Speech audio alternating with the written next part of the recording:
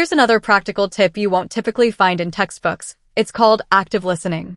When you're engaged in a conversation or participating in a group setting, like a meeting, it's essential to demonstrate that you're following along and genuinely interested in what others are saying. So, how do you do that? You can use specific phrases and sounds to acknowledge each point someone makes. Let me give you an example. Okay. Uh-huh. Oh, really? That's a good point. Yeah. I see. That's a great idea. I never thought of that. You get the idea. The key is to provide both visual and verbal cues to show you're engaged.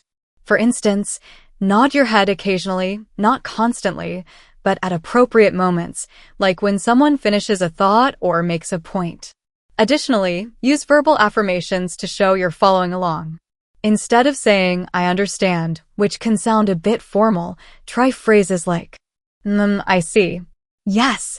That's a good point. Okay. These responses sound more natural and conversational. I hope you get the chance to put these tips into practice during your next conversation. Thanks.